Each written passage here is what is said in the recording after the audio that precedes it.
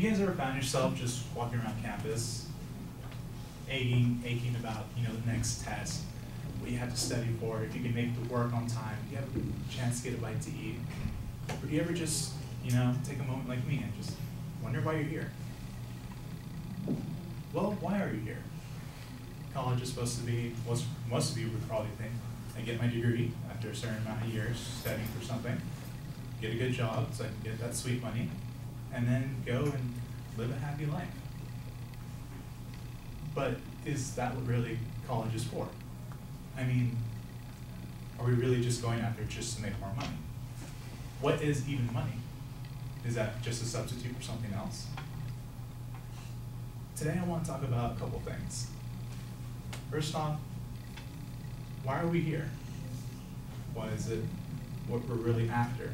Is money really the important thing? And what we should really be looking forward to in our lives? Yes, it's most likely that we're here, to go get that next degree so we can look better on our resumes. But even then, there are stories of people like the guy who started Facebook. Obviously, he didn't go all the way through school. There's multiple stories of millionaires who don't even finish school at all. So then, what really is the point of going to school? Most people would argue that it's just to make yourself smarter. Then that being the argument, then why are we so interested in just getting the degree? We have to really focus on why we're here. We're here to improve ourselves, to make ourselves smarter. Obviously, if not just smarter, then just for us to be better human beings. And not just for that next job. And speaking of a job, why do we have a job? I mean, do we all personally enjoy where we're at right now? I mean, sure, I work at a music store, and music's my life, my passion, but I don't like selling instruments all day long. I like practicing on my own instrument. It's what I like to do. And yes, the paycheck is nice. It helps me pay off for a couple things, but I'm not in it here for the money. I'm in here to do what the money can help me get to. Which leads me to say, what is even money? Money is just what we all agree has value. This dollar bill can get me this, dollar ice cream, because I really want it. I don't know why now, since it's really cold. Yeah, we just find it to have some sort of value. And we all agree that. Obviously in different countries it varies. The euro right now is a little bit more than a dollar, but we find it to have value. Then that poses a question, do people who have a lot of money, like billionaires, really cherish what they have? I mean, yeah, you can be in it for the money, but in the long run, you find out once you have a lot of money, what you're really in for is what money can't get you. One of my favorite franchises to watch is Star Wars. In the beginning of the first trilogy, Han Solo states that he's in it for the money. But as we progress through the trilogy, we realize that he's not in it for the money. He's in it for something that's more important than money. Something that we are trying to get. Yes, we're trying to get through a degree and a better job so we can get more money, but money isn't the end goal. What's the end goal is that we have a nice and prosperous life.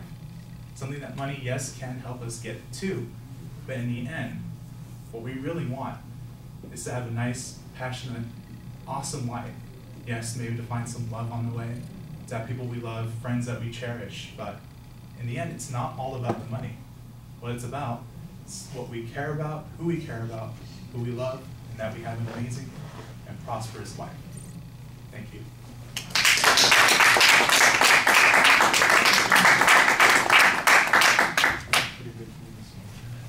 I don't know if you need this back. No, I don't. Thank you. That's your souvenir for the day. Oh, sweet.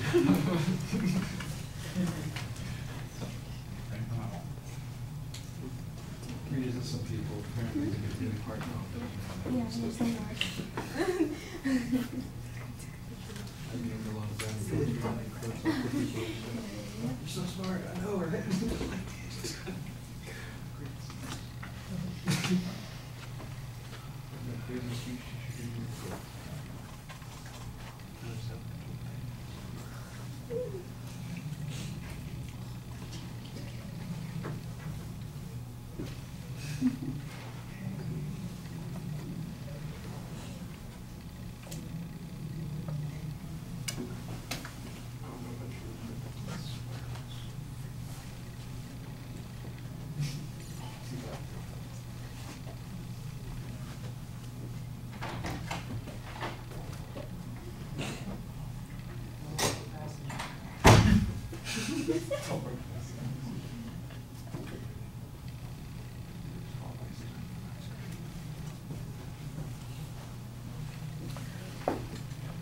Well, I liked the rhetorical questions at the beginning at first, but then they started to kind of continue, and I wasn't really sure where you were going.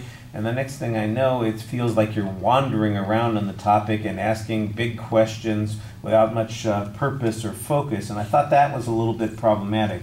As you get into the speech, it seems like a stream of consciousness sort of discussion. You run from one idea to the next, and it doesn't feel much like there's a plan behind any of this, and I don't know what the theme behind any of it is.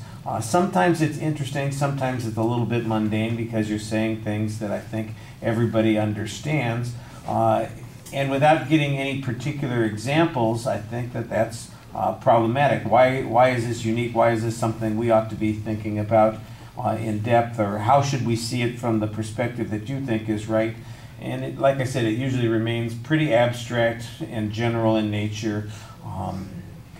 You know, and so it never becomes as interesting as it ought to be. The delivery, part of it is a combination of those things. You're very low-key in the way you're speaking, which is good for appearing calm and giving a sense of confidence while you're speaking. On the other hand, it also has a tendency to be less interesting and intriguing to the audience. I don't want to say boring per se, but there's nothing to hang on to. And since the questions themselves are so ambiguous and the answers that you give are so vague, it makes it even more difficult to find something to connect with in the presentation.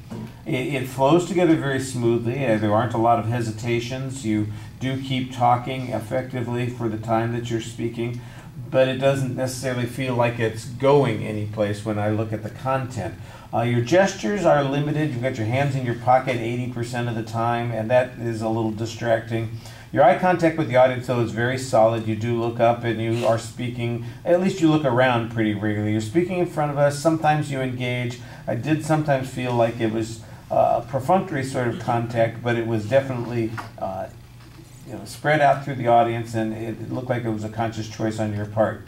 Body movements, they're very limited. You basically are standing in the one position. There's maybe a little bit of that slight rocking, but it seemed like there should be some more purposeful involvement, especially when you are talking about issues that are big topics. You know, why are we here? What's it all about? Is it just about money? What is happiness about? The energy level might be a little bit low, both with the voice and with the body movement as a consequence. All right, thank you.